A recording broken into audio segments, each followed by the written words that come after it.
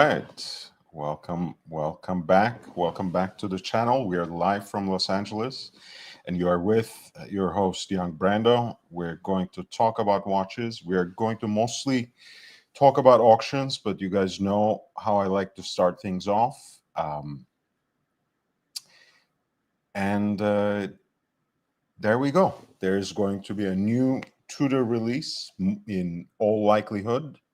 And it is a new version, a new variant of the carbon fiber Black Bay Chrono that they made for the Red Bulls as a team watch that they made for Visa Cash App RB.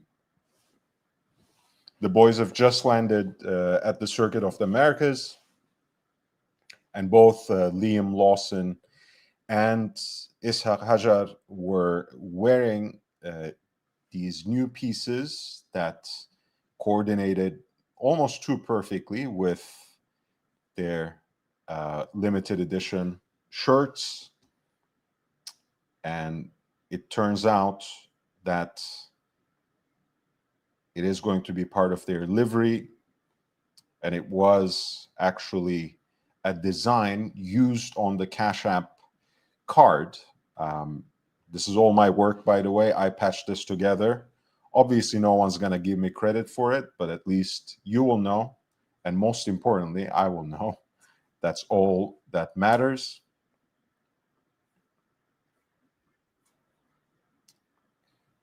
There's the link to my post. That's Shabuzi introducing the new Cash App card, which has a pearlescent black and brown tortoiseshell pattern with gold detailing, which is going to be featured on the livery, on the tortoise livery of the Red Bulls this weekend at the United States Grand Prix. And it is also part of their merchandise, and it features as a unique pattern on the dials of these new pieces. Otherwise, the watch seems to have kept entirely the same dimensions, the 42 millimeter case that also happens to be slightly slimmer than other versions of the chronograph. And obviously, it's Halloween is upon us. It's PSL season, so orange is the hype color. And they have also landed in Austin, right, where the state capital of Texas, of course, but big college town, and UT Austin, or University of Texas's colors, are also largely orange. So it's a great fit for the environment, for the race. And it is certainly going to be announced quite soon. I was expecting it to be announced by the end of the day today. I don't think there's anything new as of yet, but they have literally posted these pictures on their own Instagram account without further comment. That's where I first chanced upon them, although I had to do my research and patch it all together. But there is going to be a new Tudor Black Bay Chrono Carbon with a dial that honors the United States Grand Prix in Austin.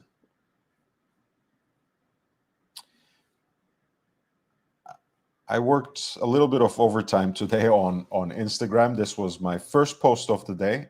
This is Lord Foster, Norman Foster, the English architect, who was attending the Triennale in Milan, Italy, a panel called Next Design Perspectives. Pardon me. And one reason as to why he was there is because he was chosen, along with his firm, of course, Foster and Partners, as the architects of the new football stadium there. They are basically selling and demolishing the San Siro, or Giuseppe Meazza, as it's also known, and building next to that site a new modern 70,000 plus capacity stadium for both AC Milan and Internazionale, the two big rival teams of the city. And Norman Foster was tasked with the project, which he said will respect the heritage of the iconic football stadium, even as it tries to create something new. And what better way to say that in a horological way by wearing an Oysterflex Daytona? His choice was the 116519 LN-0027, the so-called steel with black registers, the steel dial. I mean, it's really, I like calling this the Silver Panda.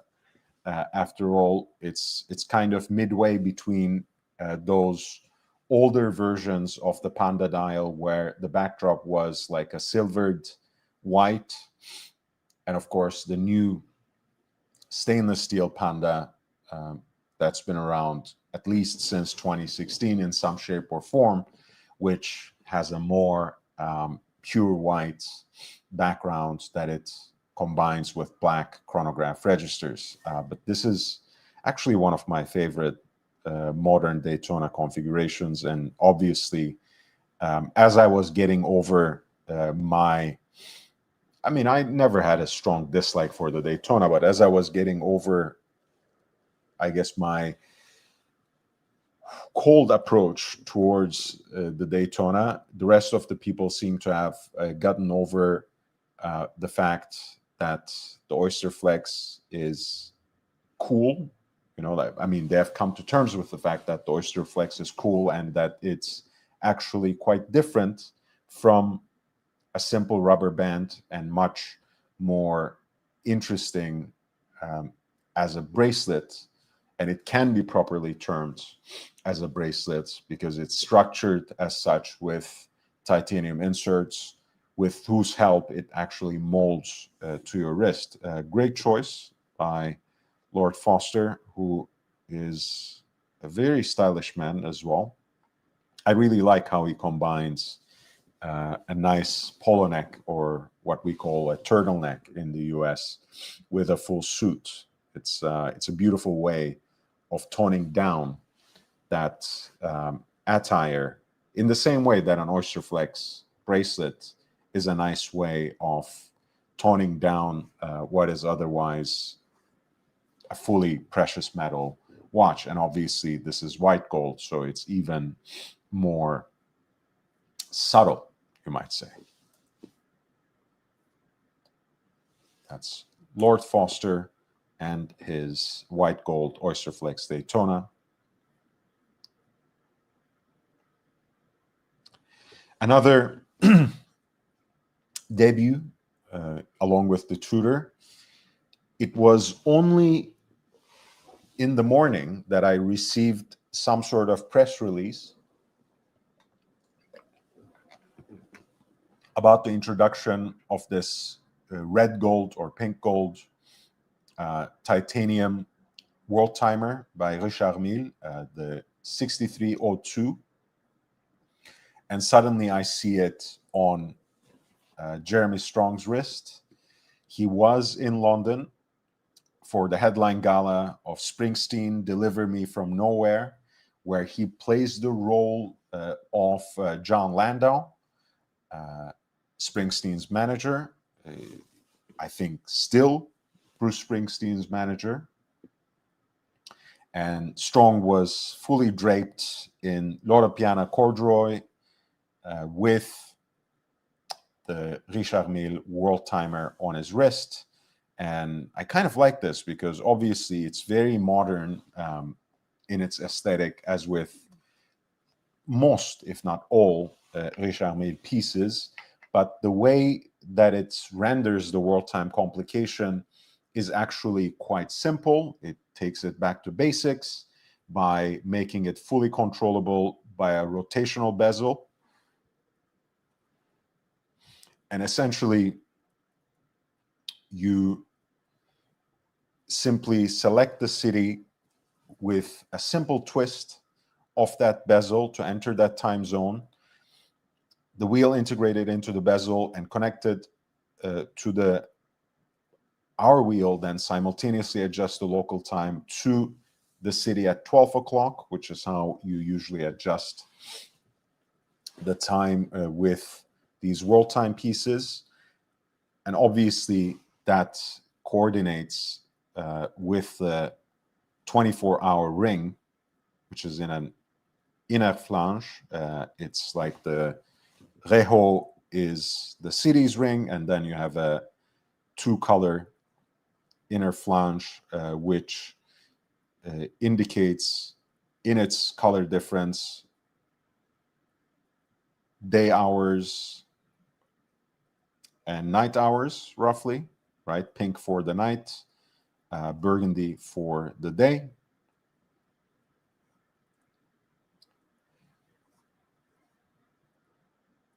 And then there's actually another pusher, well, another two pushers. There's one at 11 o'clock, roughly, right around here. Really like 10 o'clock, honestly. That allows you to quickly correct or quickly adjust the oversized date indicator. Kind of a Lange arrangement there. And then there's another pusher at 4 o'clock, which basically allows you to toggle through different functions of the crown, right? So you can basically switch to neutral, where the crown won't affect anything.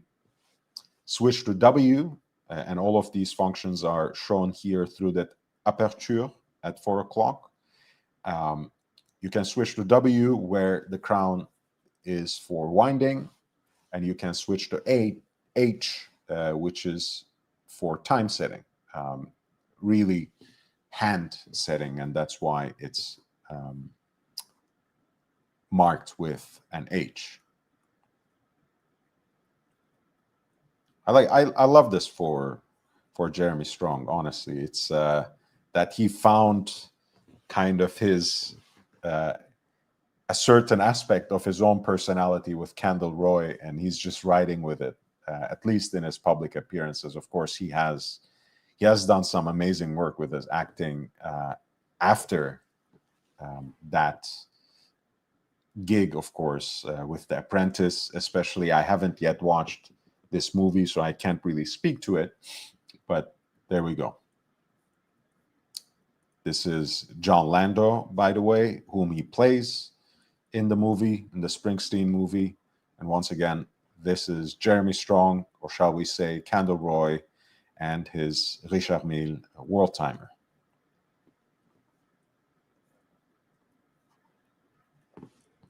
Feel free to, by the way, click the links that I'm sharing you. It will take you directly to the Instagram post. So if you want to leave a nasty comment or hit the like, you will be more than welcome. It's absolutely great. I adore and thrive on any kind of engagement, even though I have also one of the thinnest skins in the game. So if you really break my heart, I will automatically delete your comment as well. But hey, that's how it works, right? It is my platform, and I do whatever I want, as Cartman beautifully put it in the past. Another polarizing figure, especially in the world of watches, Aubrey Graham, aka Drake, aka Iceman, quite ready and happy in his new era, in his Iceman era, where he really doubled down on some insanely exclusive and usually gem set pieces, which I have cataloged over time. And you have seen him most recently on my Instagram feed with his Giraffe Daytona, which probably is the hottest off-catalog release of this year. But the Barbie has been quite popular as well. and he dropped it with a new verse as well, saying, "Got this Barbie on my wrist, where's Stacy doll?" Um, which I don't know if it is also a kind of dig at Nicki Minaj as well. And Nicki Minaj, as you guys know, snaps very quickly. So let's see if she will respond to this at all. I don't know if it's product placement, but he has also posed the watch. He has taken the wrist shot right next to the Barbie branded Smart Sweets by these gummy bears that are supposed to be healthier with less sugar. I don't know. I'm kind of yeah. I have a sweet tooth. I love this kind of candy. The sweeter, the better. The more sour, the better. And I've tried these things. They're not that good for you, but it's good. It's good candy, nevertheless. So I don't know if I vouch for that, but he is wearing what I like to call Sex on the Beach after the Daytona Beach models of the early 2000s. And this is kind of like a souped up version in my eyes. Of course, in yellow gold, whereas those were in white gold. And these are obviously a little more over the top with gem setting, not only on the lugs and the crown with the encrusted diamonds, but also, of course, the bezel and even on the dial itself with baguette cut sapphires on the dial as hour markers. And we have seen this watch by now on the wrist of almost half a dozen people, although it is understood to exist in less than a dozen examples, at least so far. We have seen Mark Wahlberg wear it. We have seen Caroline Wozniacki wear it, Leo Messi, Shai Gilgeous-Alexander, and now Drake, and obviously Mirka Federer. I don't know why I forgot to write her in here. Just add it. There we go. Drake and the Barbie Daytona.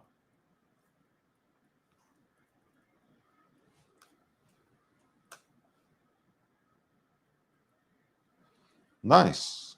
Hit the like button, man. We're jumping on that auction immediately. That's a very, very special piece, and it is old world indeed. It's a German piece. I don't know if you recognize the brand.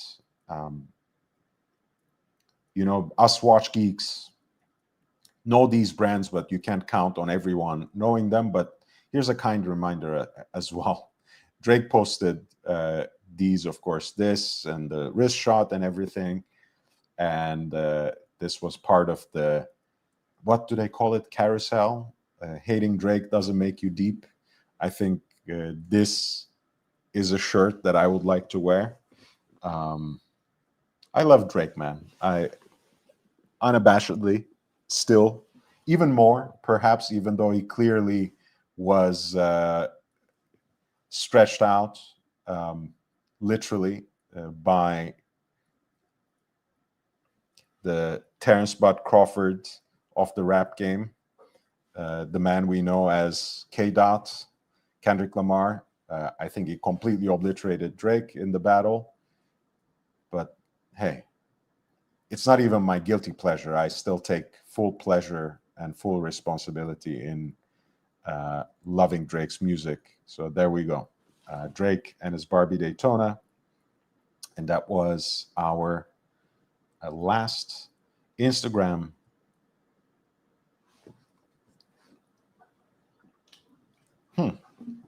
I don't even know who Nick Drake is.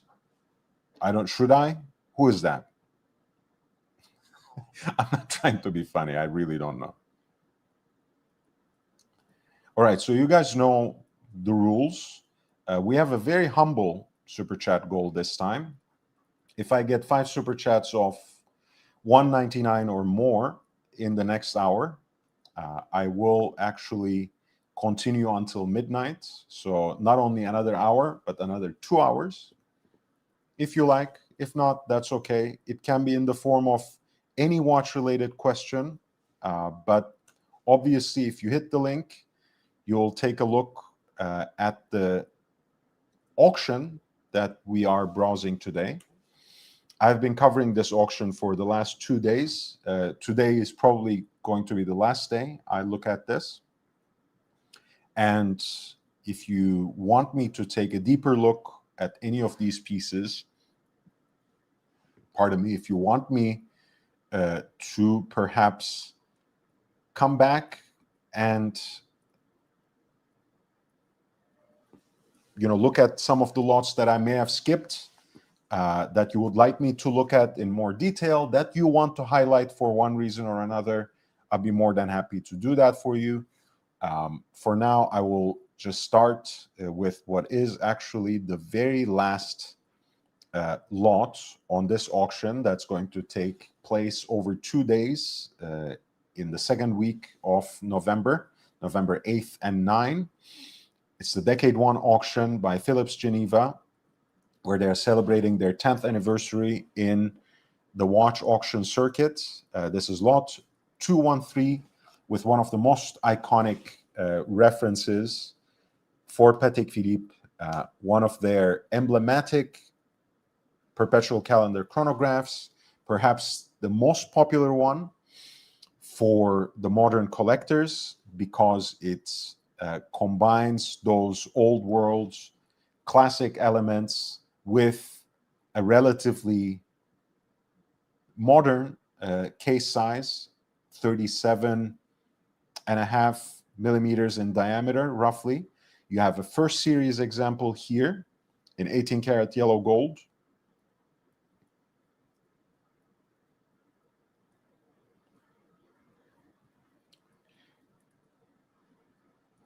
Again, of course, what makes the 2499 is also its scarcity. I think the 1518, which is the first serially produced perpetual calendar by Patek, really by anyone, you have about 281 examples. When it comes to the 2499, I think there are less than 350 examples. And as I mentioned, due to their proportions and to a certain extent also the case design, which has these claw-like downturned lugs, the 2499 is arguably even more popular and desirable for many a collector. They are built on the base of the classic hand-wound 13-ligne Valjoux caliber. Of course, finished, assembled, and regulated according to the highest standards dictated by Genevan watchmaking.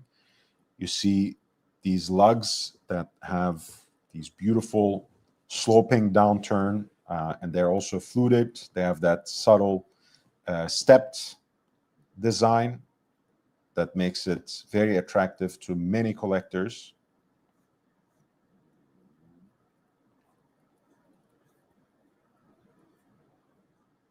And here is the case back removed with the movement in beautiful detail. Some highlights are, of course, the swan neck regulator, the cap for the column wheel with the polished countersink, that signature Patek Y-shaped chronograph bridge, among many other details, of course.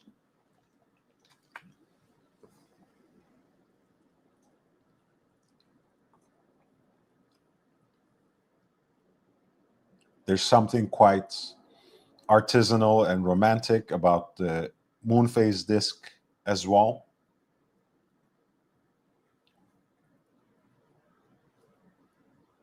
And this watch is in a very decent condition, absolutely.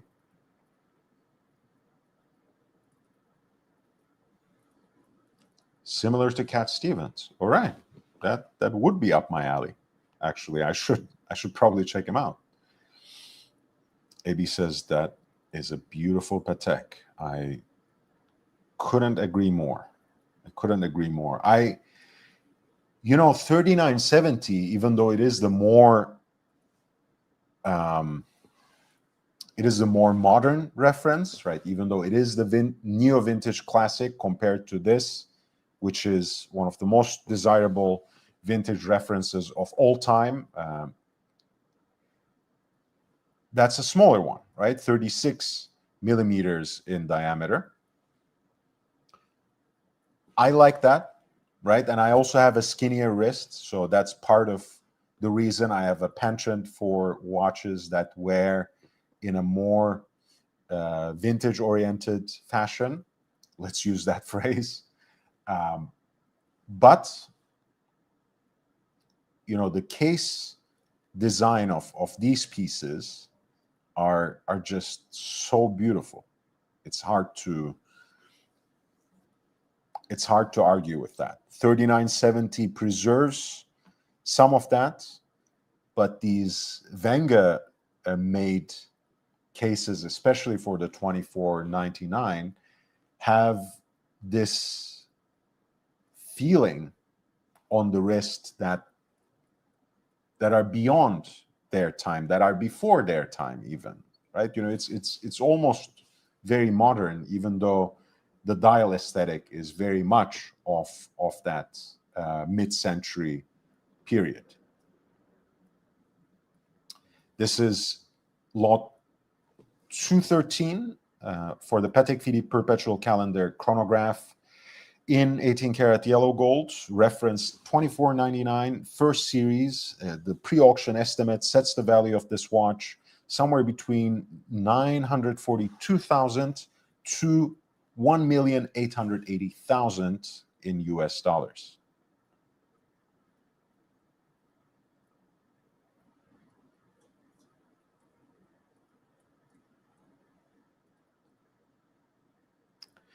At lot 212, we have a watch that takes us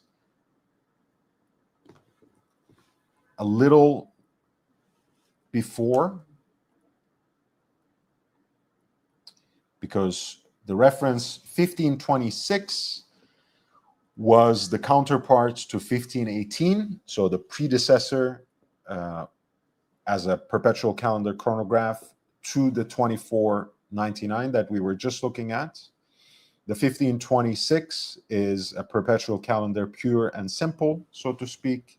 Here, it comes in a combination that looks very beautiful, black and gold, yellow gold case with a black dial.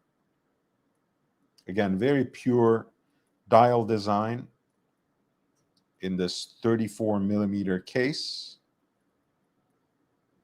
Leaf-shaped hands, Arabic numerals alternate with polished gold dots for the hour markers. A beautiful moon phase that is surrounded with a second subdial as well as a pointer date indication. And the two wickets above the signature, of course, show the day of the week and the month.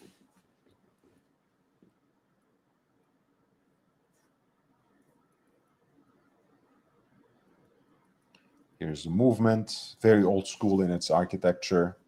Again, very beautifully finished, even though it is the kind of situation where they built these things only for another watchmaker, perhaps, to take a peek at, because this is long before exhibition case backs had become any kind of norm in serial production.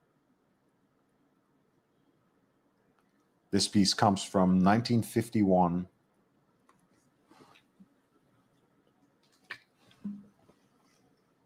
And this is confirmed because it is accompanied, the lot 212 is accompanied by an archival extract from 2002 that confirms the date of manufacture in 1951 and the subsequent sale of the watch for November the 4th, 1952.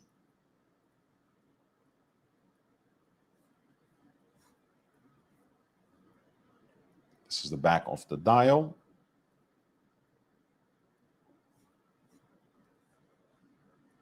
And this is the dial on its own. Has kind of turned into a brown gradient tropicalized piece, which I personally don't mind at all, but obviously it's not pristine by any shape or form, but a lot of times that is part of the charm of a vintage piece.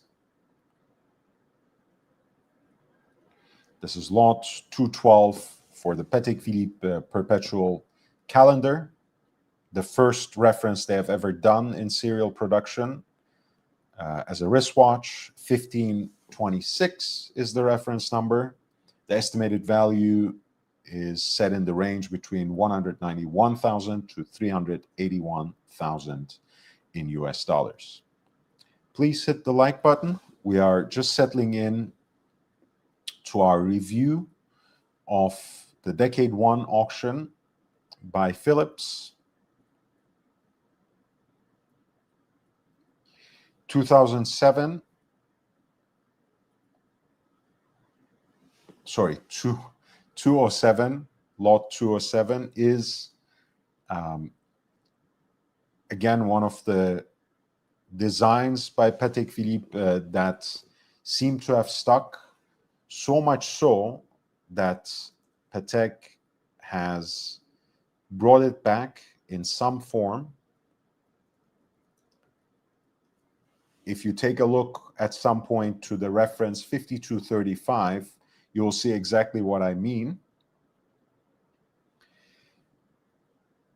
This is the first self-winding perpetual calendar that Patek did. It was actually the 3449, but the reference 3450 brought this porthole-like opening at 330 for the display, for the indication of the leap year. The reference 3449 lacks that and has perhaps, for that reason, a more harmoniously uninterrupted dial design. But the leap year indicator, of course, is a very useful function for a perpetual calendar. These pieces are called, both the references 3449 and 3450 are known as the padellone, the big frying pan in Italian.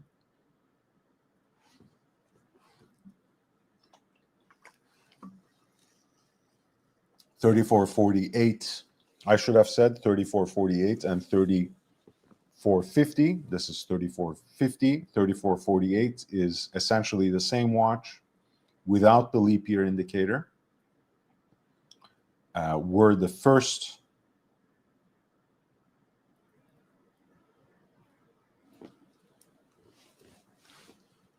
perpetual calendars with an automatic movement for Patek.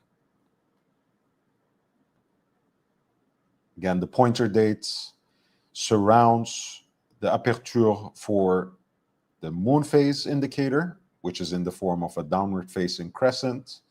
Always a beautiful detail for me. And the two apertures above the signature at 12 o'clock are for the day of the week and the month. Multifaceted baton indices for the hour markers, and Dauphine shaped hands for the hour and minutes. The Padellone case, again, is quite large for its time, scaling above 37 millimeters in diameter.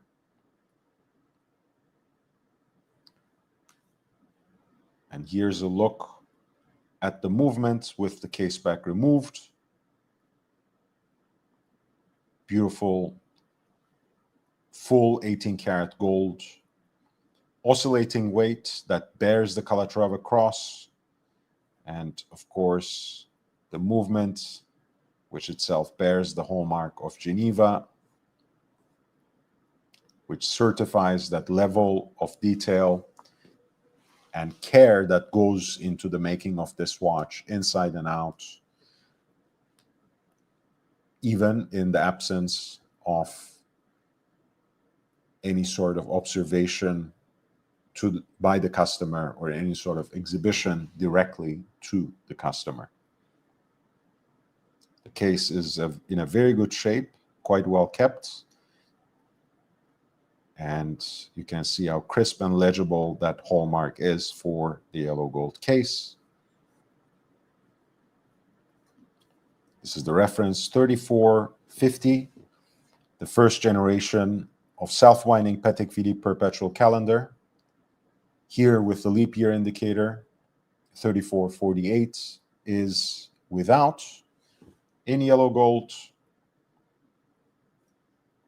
This is lot 207, Patek Philippe Padellone, with an estimated value somewhere between 153,000 to 305,000 in US dollars.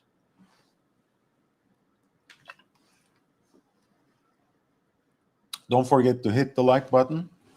And again, if you want to support the independent platform that I provide here, that is entirely beholden to its audience and doesn't serve any other masters, feel free to show your support with any of the ways YouTube provides you.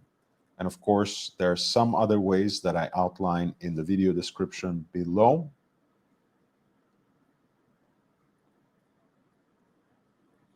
I would very much appreciate it. Remember, this is my business. I am happy to share my knowledge and insights, but I also get even happier when it is recognized and supported in the way it deserves. So feel free to show that as directly as you can. In the absence of that, please hit the like button and share the link to this YouTube channel or my Instagram at young.brando. It means a lot. And thank you in advance. I appreciate you.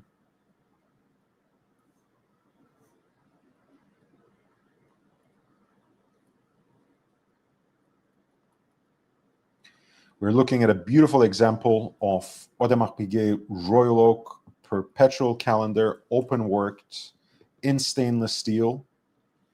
This is the reference 25829 ST.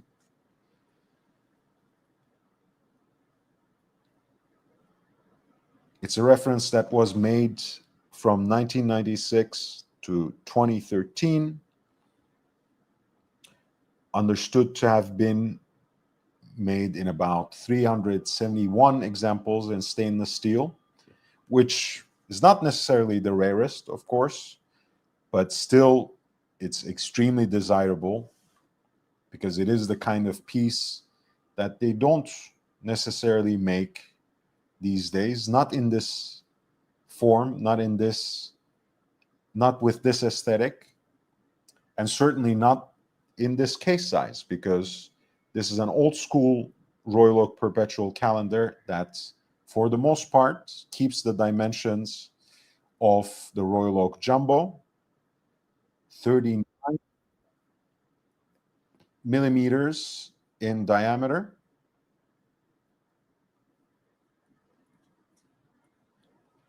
And since it is built on the same base movement as the Royal Oak Jumbo itself, it's also more or less just as sleek.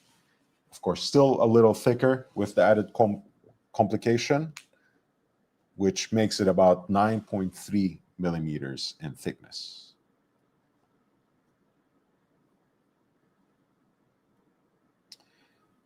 This is a reference that also has a leap year indicator that is integrated into the indicator of the month, the 12 o'clock subdial. Of course, the fact that it is open worked with that sapphire closure for the moon phase indicator essentially makes it show the phases of the moon for both the northern hemisphere and the southern hemisphere. Pointer date at 3 o'clock and the day of the week at 9.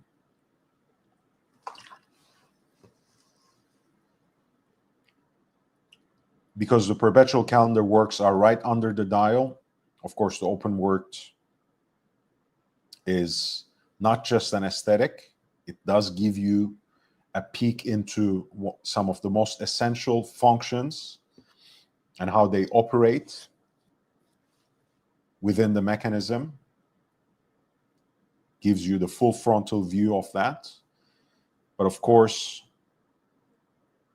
when you glimpse it through the exhibition caseback, you also see the level of detailing that goes into making those open worked bridges and the hand engraved details that you can see both on those bridges and the open worked rotor, where the where the initials of the two founding families are put into sharp relief in a Gothic font, a P,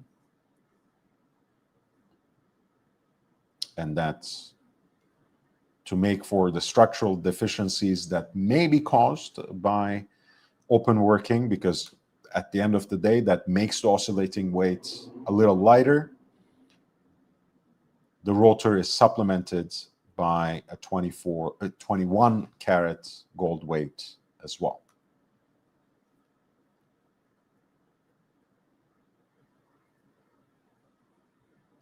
This piece comes with the full set of its original accessories, which include the guarantee booklet, a later service guarantee as well, some product literature, travel box, wooden representation box, which is also its winder, which is a winder for this perpetual calendar, and the outer packaging. This is lot 203 from the Phillips Geneva Decade 1 auction, which has an estimated value set between $102,000 to $203,000 in US dollars. The AP Royal Oak Perpetual Calendar, open worked in 39 millimeters stainless steel, 25829 ST at lot 203.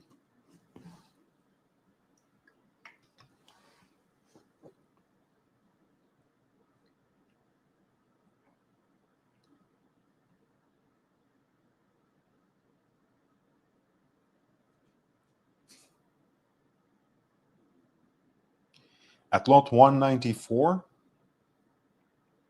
we're looking at the original reference for the Patek Philippe Nautilus, Gérard Janta's design that debuted 4 years after the Royal Oak Jumbo by Audemars Piguet in 1976, which means we are only 1 year away from its 50th anniversary. But here is an example of reference 3700.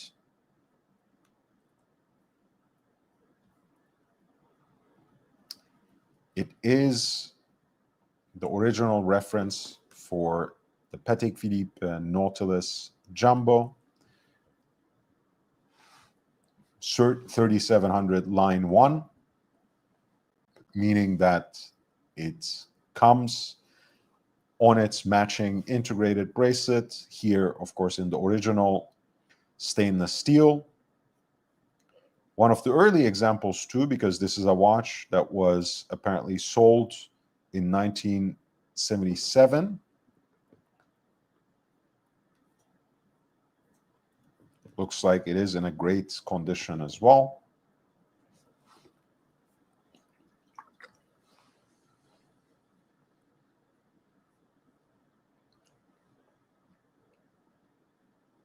This is lot 194 for the Patek Philippe Nautilus Jumbo. The Jarre Argenta design, an early example of the Jarre Argenta design from 1976, the reference 3700 line 1. The estimated value is set somewhere between 89,000 to 178,000 in US dollars. I hope you can hear me well. Please let me know if that's not the case, and I will try to adjust. If you have any requests, any questions whatsoever, feel free to send them in the chat. With a super chat, of course, we're still far away from our goal, since there have been no contributions whatsoever from the beginning until now, which leaves us with about 40 minutes. Still plenty of time to talk watches, but if you want this coverage to go longer, and if you want me to talk more, please feel free to send in your support, which is well appreciated. Lot 195 is a very nice example of a unique dial configuration for the Rolex Submariner. This is usually called the Explorer dial because the 369 configuration is more readily associated with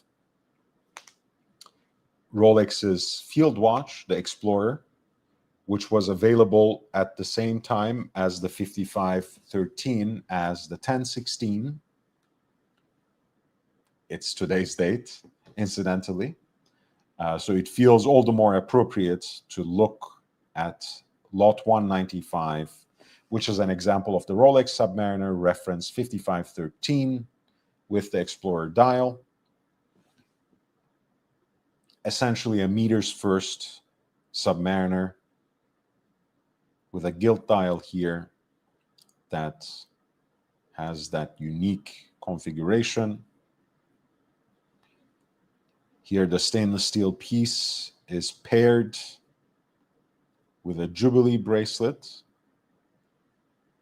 which, by the way, looks absolutely stunning, I think, on vintage pieces like this. I'm not going to say I would prefer it over Oyster. That's anathema. Obviously, a Submariner ideally looks better on an Oyster bracelet. But hey, this is a different flavor, a different kind of gravy, as they say. Although that's a little too positive, perhaps, to what I want to say. But anyways, beautiful piece. And the lot is also accompanied by the original Rolex guarantee stamped by Garrard, the Royal Jewelers, dated March 23rd, 1965. It has a record of service with documents from 1970 and 2008. Elements of a correspondence with Rolex regarding the 2008 service. And again, its most recent service, and that is accompanied with the service card that is dated March 10th, 2021, with a Rolex pouch, as you see. Amazing piece. Rolex Submariner 5513, my absolute favorite reference, of course, from 1965, with an Explorer dial, with a 369 dial. The best of both worlds, so to speak. Here at lot 195, The estimated value of the piece is set between 76,300 to 153,000 in US dollars. Thank you, Oz. I appreciate you, man. Please don't forget to hit the like button. Yeah, I mean, I supposedly fine-tuned this voice with your help, so it better be good. Or we'll have a talk next time we see each other.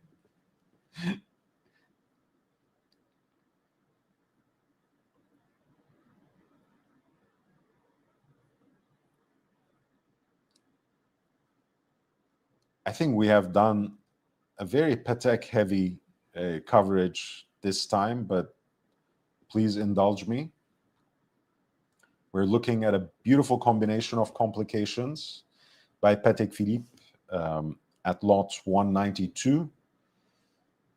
A chiming watch along with a perpetual calendar, a minute repeating perpetual calendar in platinum with an automatic movement, which has this beautiful oversized micro rotor, of course, in full 22 karat yellow gold. Absolutely mind-blowing finish, of course, as is usually the case with Patek Philippe at this level. You have the centrifugal governor, which is for the pacing of this watch's chiming functions. That has a cap which bears the Calatrava cross.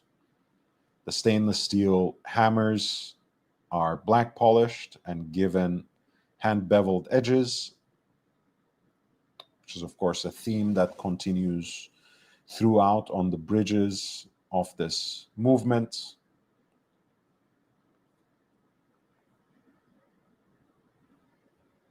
Beautiful case design too, with downturns, stepped lugs.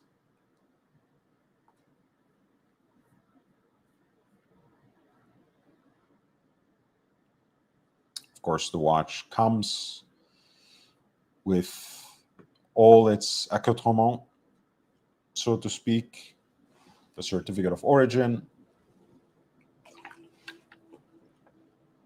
the additional solid case back, the pin pusher to correct the perpetual calendar, even its numbered hang tag, an additional new Patek Philippe strap, the product literature, instruction manual, high definition photography of this particular example of the watch, a travel pouch, a leather folio, and a leather wallet to hold the documents, a fitted presentation box, which also serves as a winder for this perpetual calendar,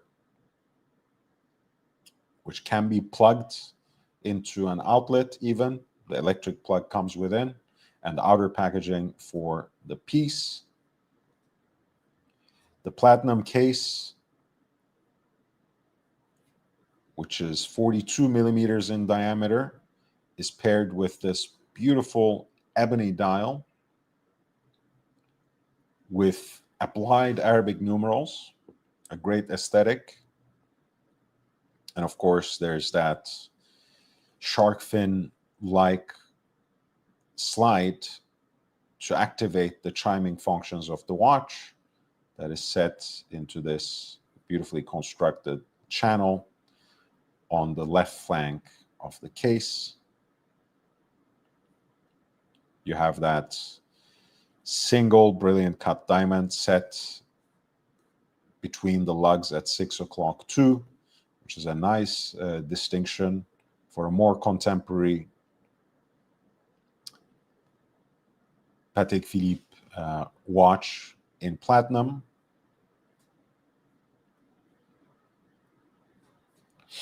This is lot 192 for the 5074P-001,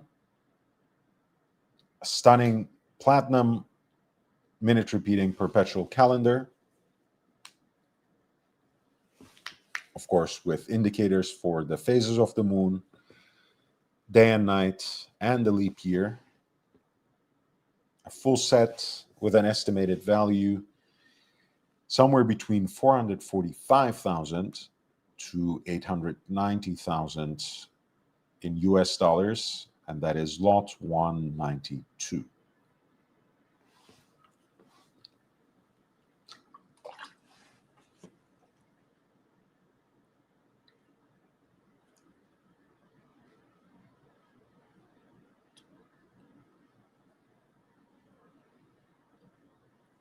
Lot 182 is a very desirable FP piece, a subscription example of chronomètre résonance in platinum with the yellow gold dial. Number 2 of the 20-piece subscription run. You guys know this, being an earlier model, of course, has that impressive take on demonstrating the principle of resonance in a 38 millimeter case here in platinum. Essentially 2 separate gear trains with their balances and escapements put in very close proximity so that they may resonate with each other, and so that through that resonance they would in fact make up for each other's errors, so that they would synchronize in a way. Of course, it is rhodium-plated brass movement, as was the case for some generations of FB Jaune until they were replaced with full 18-karat pink gold movements, at least in terms of their base plates and bridges.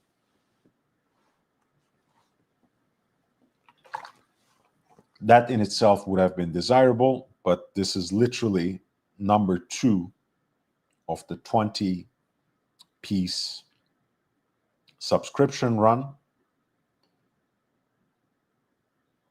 So one of the earliest examples of one of the most emblematic watches.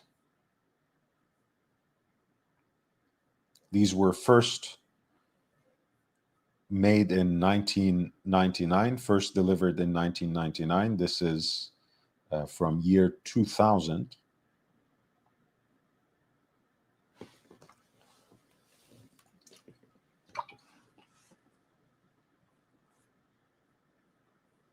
Beautiful piece, very unique, very early, very desirable. Platinum, yellow gold dial. Its particular layout allows, of course, the setting of the 2 dials, the 2 movements completely independently from each other, which makes it great for a dual time function as well, even though that was not necessarily what was initially intended by François-Paul Jean.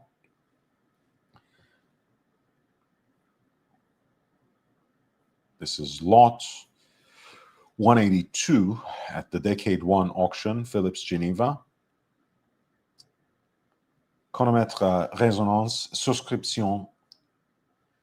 The pre-auction estimate sets the value of this watch somewhere between 572,000 to 1,140,000 in US dollars.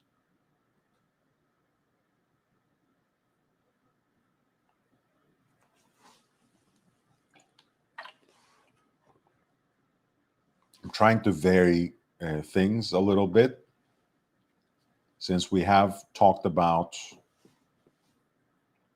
a unique use of the principle of resonance and the placement of two escapements, two balance wheels in close proximity, we can take a look at lot 180, which is a different and thoroughly modern take on a similar idea, where you have the two balances stacked on each other, visible, of course, both through the open work dial from the full frontal view, but also from the back of the case as well.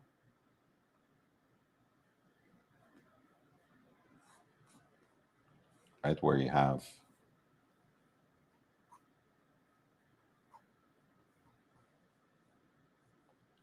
that second balance bridge and balance wheel.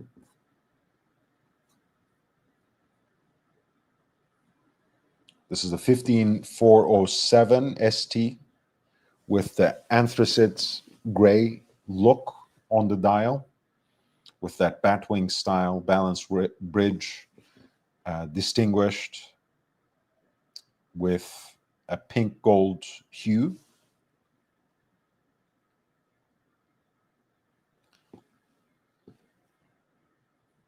A very modern take on open working that I think fits the brutalist and industrialist aesthetic of the original Jarajanta design of the Royal Oak.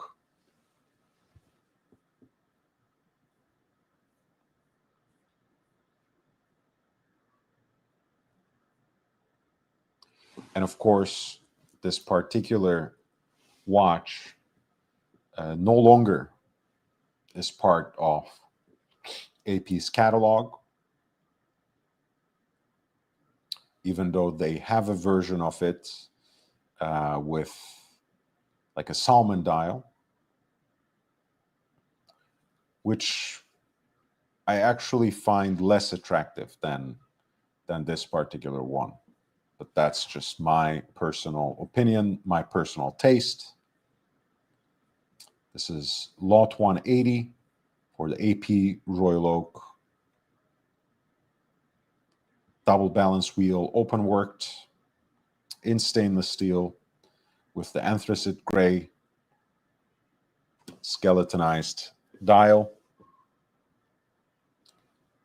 The estimated value of the piece is somewhere between 63,600 and 127,000 in US dollars.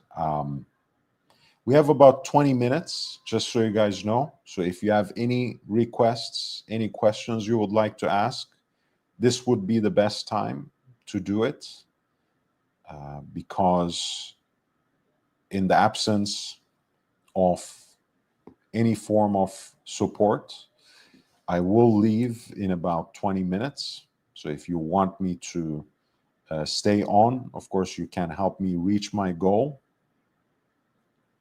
which may have already eluded us, and it did. But hey, if there is even a single super chat in the next 30 minutes, I'll stay just at that long.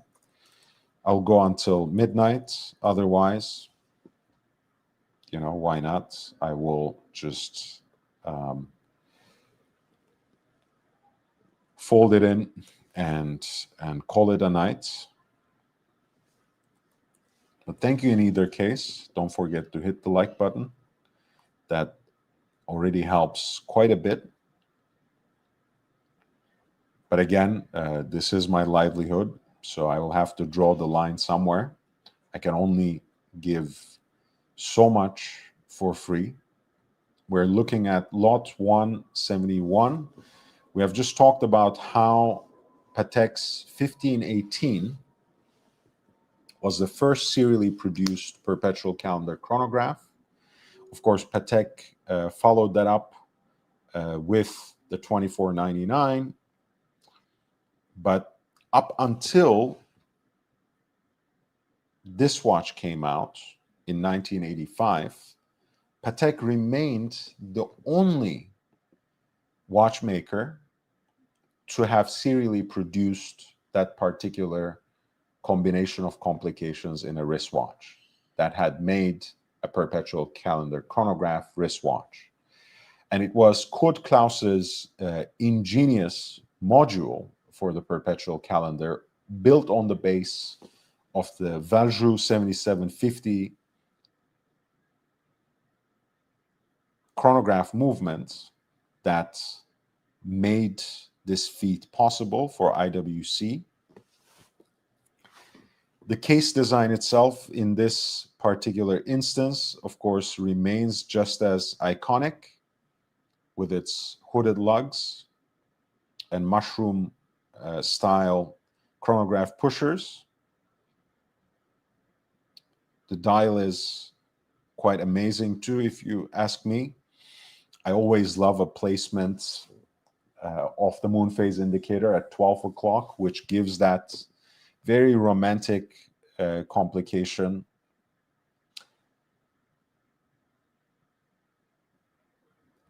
That central point. It makes the moon phase indicator the focal point of the watch.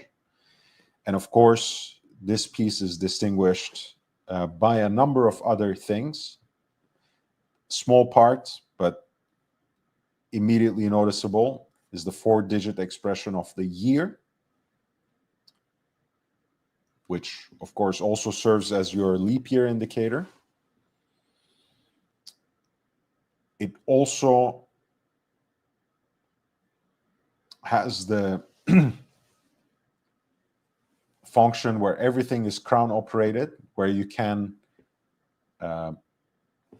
advance the calendar synchronically with all the right combination, with all the right computation of the dates, as well as the moon phase that goes with it. And obviously you have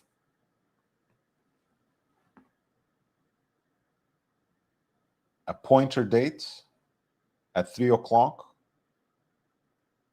from 1 to 31.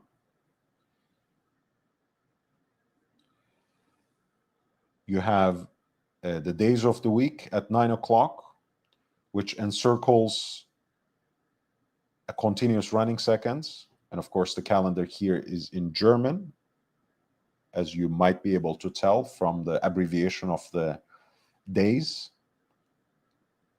At 6 o'clock, you have the months, which surrounds the 12-hour counter for the chronograph. And you also have a 30-minute totalizer that wraps itself around the moon phase indicator and the centrally deployed chronograph seconds hand, as is the case with all the other chronograph hands, is fashioned out of stainless steel and heat blued.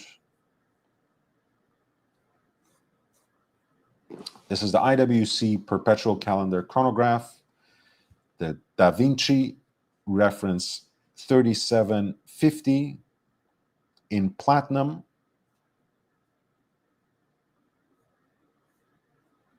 Beautiful piece and a prestige material.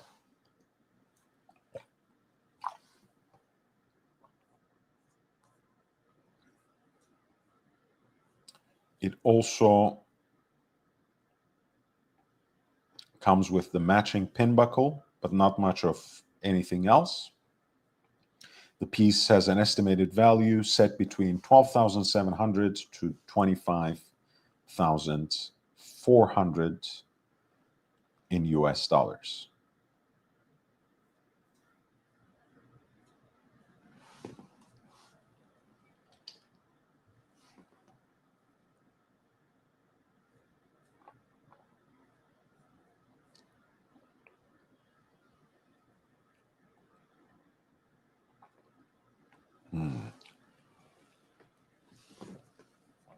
Let's see. I will perhaps come back to this auction tomorrow as well. But since we have about 15 minutes, in the absence of some encouraging developments, which I don't hold my breath for at this point, I have time maybe for 3 or 4 watches. So let's take a look at lot 156, which is the De Bethune DB1 single button chronograph that the master watchmaker Denis Flageolet worked on, in conjunction with François-Paul Jean, developing the movement, the caliber 045 MC for Cartier, for the Cartier Tortue monopusher chronograph. It is something that he carried over to his independent work with De Bethune, namely to DB1, which is here presented in one of the earliest examples in pink gold. And voila, you turn it around. It's literally the first one to have been made. Beautiful 42 millimeter pink gold case from 2002 with the brand's signature ogival lugs, bullet-shaped lugs, sometimes people call them as well, although they're more egg-shaped than anything, but still beautiful. Visually, stunning guilloche center dial, which is framed by a coin-edged touch, 2-register look, a 30-minute counter, and a continuous running seconds at 9 o'clock. And you also have, of course, a Breguet set of hands with a centrally deployed chronograph hand, all heat blued against the backdrop of a silver dial, or silvered, I should say. And all the accents are rendered in a deep navy-like shade of blue, which looks beautiful. And obviously, all the chronograph functions are integrated into the crown, which you use as your chronograph pusher for start, stop, and reset. This is the DB1 number 1 in 18 karat pink gold, 42 millimeters in diameter, with a beautiful hand-turned guilloche dial. Lot 156 has a pre-auction estimate for its value between $38,100 to $76,300 in US dollars.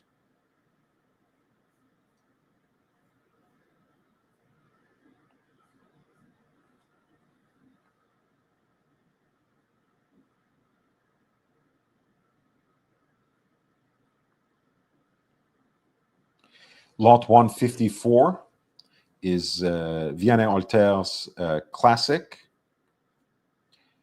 which is, on the one hand, probably the simplest design from his collaboration, from his short-lived partnership with American designer Jeff Barnes.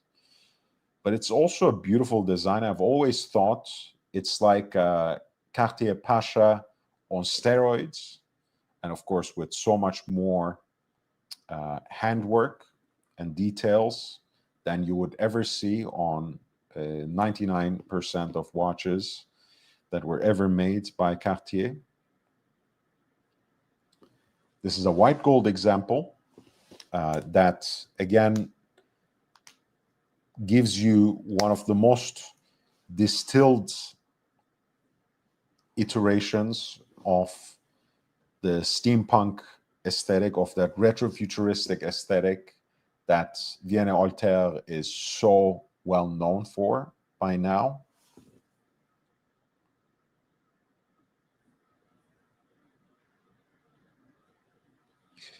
These dials look amazing in person, with so much handwork and detailing on them, including, of course, the hand engraved and hand enameled numerals, those polished gold dots on the bezel for each hour marker as well. There's 12 of them, are also quite stunning in combination with the similar pips that serve as a grip for the crown. Heat blued hands for the hour minutes and sweep center seconds. The almost sculptural T-shaped lugs, and the unique execution of the Lemania 8810 base, the caliber VH100, of which the oscillating weight is mounted on a transparent sapphire crystal, which kind of gives you the mystery rotor look, both quite captivating and very enticing in terms of how it still gives you a very full view of the movement and its finishing details of all those bridges with broad striping on them.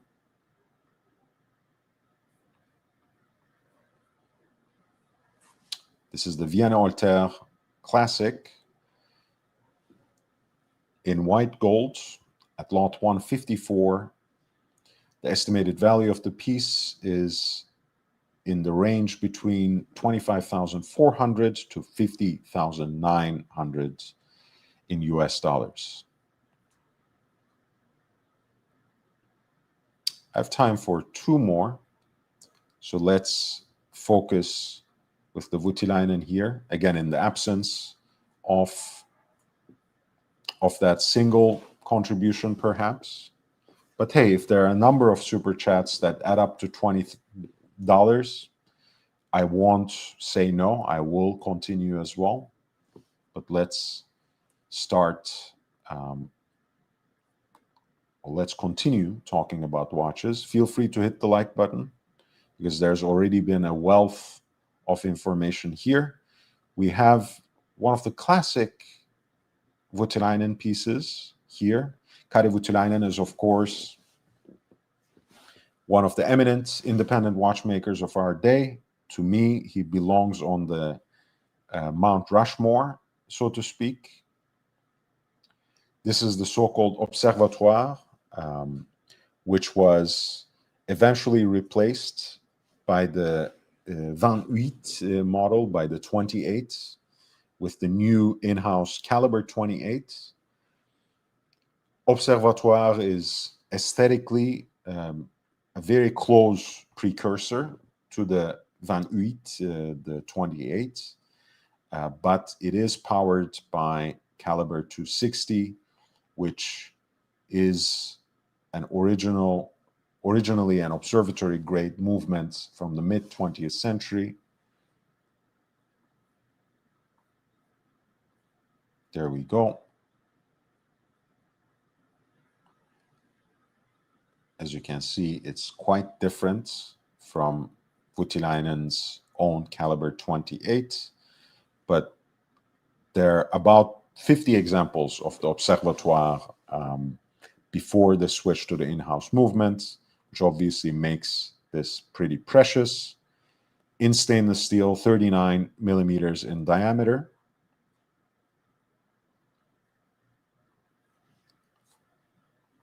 of course, with that beautiful dial, hand-turned guilloche dial with a number of different patterns. Lovely monochromatic look with that case, individually soldered teardrop lugs. Very distinctive, with the observatory hands, of course, and an oversized subdial for the seconds at 6 o'clock.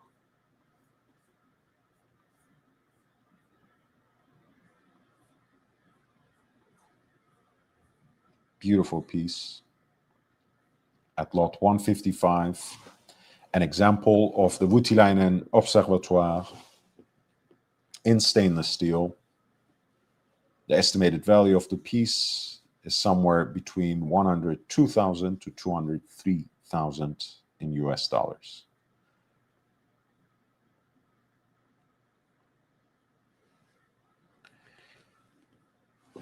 Let's take things to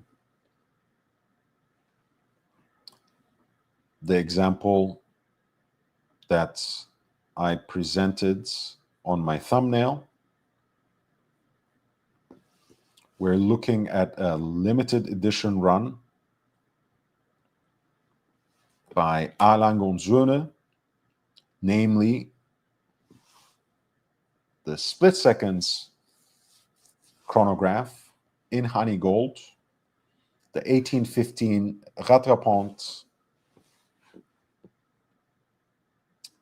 reference 425050 from 2022. It was a run of 100 pieces. This is apparently number 85. This was the first split seconds chronograph, pure and simple, by Lange, because they had previously done double split and triple split. Has a very classic layout for a 2-register look, continuous running seconds at 6, and a 30-minute totalizer at 12. Beautiful dial that uses a largely black backdrop for honey gold and red accents on the dial, with the brand signature inscribed at 12 o'clock on the rejo, which also bears the tachymeter scale. Of course, as you can see from this crossed seconds hand, the watch has a split second function where you have the start, stop, and of course the flyback function, or simply reset with the pusher at 4 o'clock, and the pusher at 10 o'clock actually splits the 2 seconds hands. Here's a look at that beautiful movement. That freehand engraved detail, of course, always being quite precious for A. Lange und Söhne. German silver chronograph bridges, frosted as a unique detail of this honey gold edition.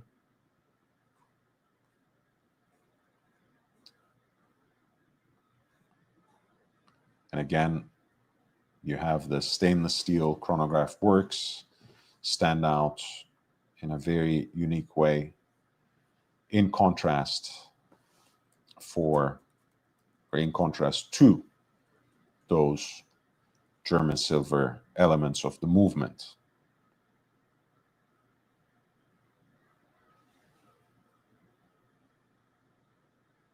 The watch was bought from their Geneva showroom, apparently, and comes with the guarantee papers stamped by them. The fitted box, product literature, the leather folio to hold the documents, as well as the outer packaging is part of the lot. The Alain Gonzone 1815 Rattrapant in honey gold, number 85 of 100 examples.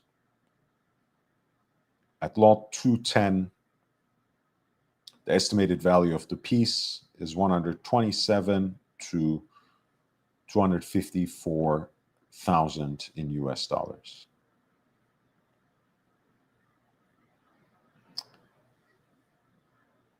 Okay, maybe I will do 2 more watches and then I will call it a night. Honestly, I would have appreciated to see some support. It does really, affect me in a very deep and specific way, right? The kind of work I put into this, both on Instagram and here, should be rewarded, and rewarded generously, if you ask me. And if you don't think that, you might as well also not watch it. I think that's always great. It's good to drop dead weight, always, for people who have never shown support, especially in the entire history of this channel's existence. They won't be missed. There are many others, of course, who have supported me in so many other ways, and not only in terms of, monetary contributions. Everyone knows who I'm addressing.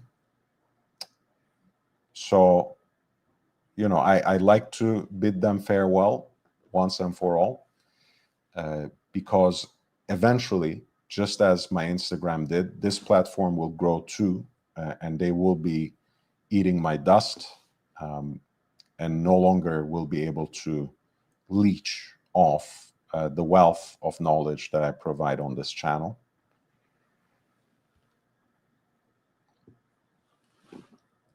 We're looking at lot 179, which is an AP Royal Oak minute repeater Super Sonnerie. It is a titanium piece, which, of course, due to its density, has great sonic properties for a chiming watch. Titanium with a beautiful salmon tinted tapisserie dial. It comes from a limited edition of 35 pieces. Gotta love the subtlety of presentation, where you would be no wiser if you never came into the presence of a chiming watch, that this was more than a 42 millimeter Royal Oak. The 26591 is fully executed in titanium, case and bracelet, finished and detailed in the exact same way as a Royal Oak in any other material. It has that unique Super Sonnerie technology with that case back that enhances and amplifies its sonic qualities, which was first revealed in the concept Super Sonnerie in 2014.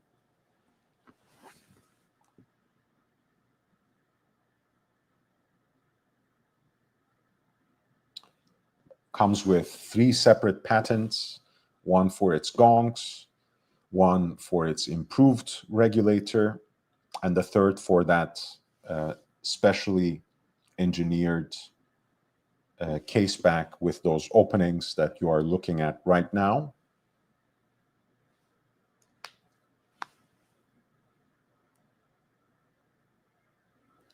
And the chime is usually louder on these Supersonnerie watches when it's on the wrist than off, which is usually the opposite with a lot of the minute repeaters. It was first released as a limited edition in 20 pieces, the Supersonnerie, in 2019. And this comes from the 2021 run with 35 examples.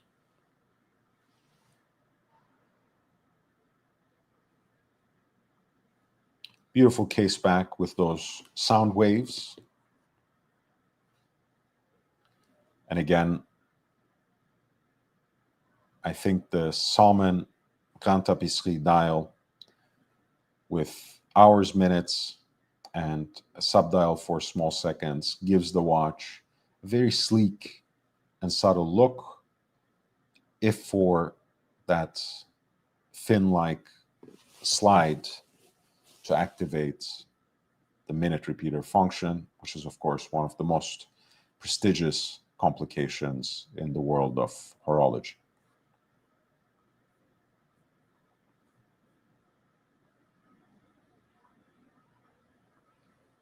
This is lot 179 for reference 26591 Ti Audemars Piguet Royal Oak minute repeater Supersonnerie in titanium from a 35-piece limited run. The pre-auction estimate sets the value of this watch somewhere between $191,000 to $381,000 in US dollars. Last but not least, I want to choose this wisely.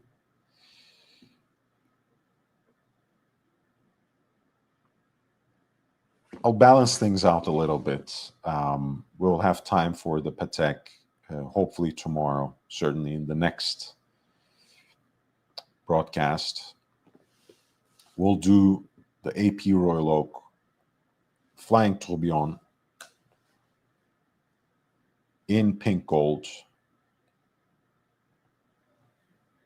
with the tapisserie évolutive, they call it. This kind of cobblestone-like design to the tapisserie dial that seems to be emanating from the cage of the Flying Tourbillon. Of course, the Flying Tourbillon means that there's no frontal bridge to the tourbillon escapement, which means that you can watch its revolution. It's 1 minute revolution in this case, in an unimpeded fashion from the full frontal view. It's quite beautiful. And you have that sunburst green finish on that tapisserie évolutive dial, which is a nice pairing, if I may say so, with the pink gold case and bracelet. Pardon me. The reference here is 26533 OR.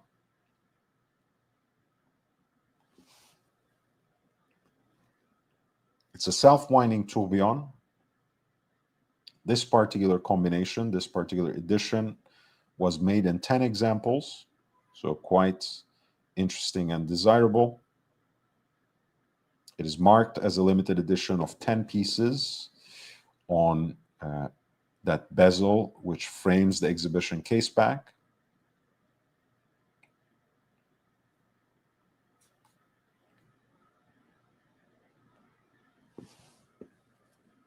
.41 millimeters in diameter, as is the case with a great number of complicated pieces in the Royal Oak collection, even though it has been expanded now to include a new 38 millimeter case size for more compact approach to some of these complications. This piece is powered by the caliber 2950, which brought the self-winding Flying Tourbillon to the Royal Oak collection.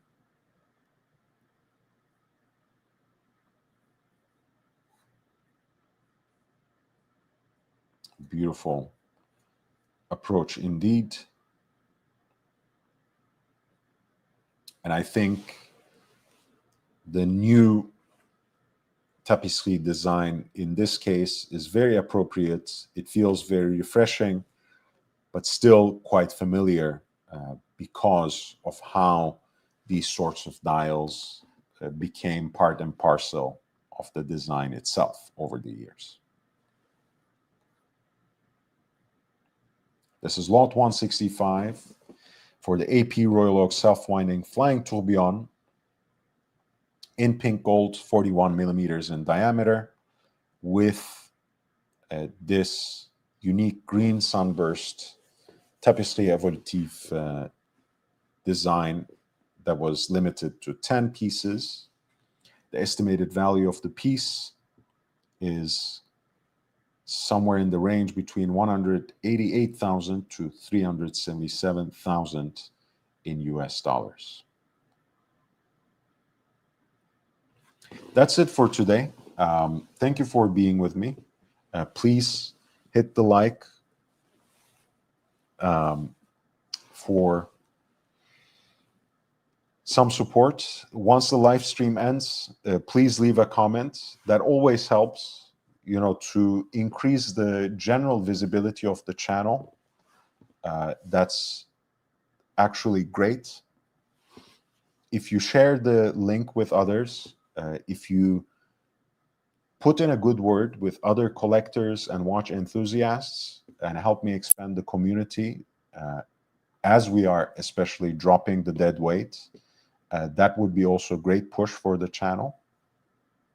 Of course, for anyone to support the channel, thank you, Ryan. Thank you. I'll be here tomorrow night. And I love Captain as well, even though I haven't seen much of him because of the timing of the live streams, of course, but I'm trying to get better with that as well. Coming back to the idea again, it would be of great help to me if you share the link here. YouTube at Young Brando, on Instagram at young.brando. If you don't follow me already, you certainly should. Please follow me on Instagram. And again, share the links, spread the word, hit the likes on these videos, on the posts on Instagram, leave comments. And again, YouTube provides you a number of ways to support the channel. The channel remains independent. It allows me to speak my mind. It allows me to move freely. It allows me to act purely as your advocate, only at your service. And I really want to keep it that way. I'm basically giving myself 2 more months of that model, because trust me, I have a lot of interest for different kinds of sponsorships, but I would much rather have things stay this way and remain independent, rather than being in someone's payroll. Of course, I'm still going to keep my broader editorial independence, but you know how it works. It is what it is. And unless I see some other form of support, again, buying channel memberships, gifting channel memberships, super chatting, when you're leaving a comment, perhaps leaving it with a super thanks, or showing your support again in any number of ways that I outline in the video description. This would all be great. And again, I want to emphasize this, and I know some people just don't want to hear it. That is basically a just dessert of the kind of work I put in here, of the kind of knowledge and insight I share here. It's not a donation. It's not charity. It's basically something that you should pay in return of all you get out of this channel in terms of education, in terms of enjoyment. Even though I don't tickle you, I don't do any sort of clown show. I don't abuse any of my listeners and members of the audience. I don't try to, bully people that I take on my panel. I know it's terrible. I lack all these parts of the live stream circus that you are perhaps used to. I'm trying to uplift you. I'm trying to take you to a new level. And I'm sure those who enjoy that journey and who appreciate that journey will show their support in one way or another. And those who um, don't let the door hit you too hard on your way out. For the rest of you, I'll be happy to continue on this journey with you. I will be going now for tonight. I wish you to stay safe, stay healthy, um, wear and enjoy your watches. Again, just as you would not simply pour yourself coffee from a coffee shop, listen to live music, from outside of the club or the music hall and just walk away. You should really be paying for what you're getting on this channel. If that grates on you, please don't come back. If that doesn't, I'll be more than happy to live stream to 2 or 3 people and do members only live streams from now. Or something that's even more exclusive, which is a model that serves me well. I would rather be with a handful of people who actually appreciate what I do than serve thousands and thousands who don't really get what this is about. So with that being said, goodbye. I'll see you in the next one.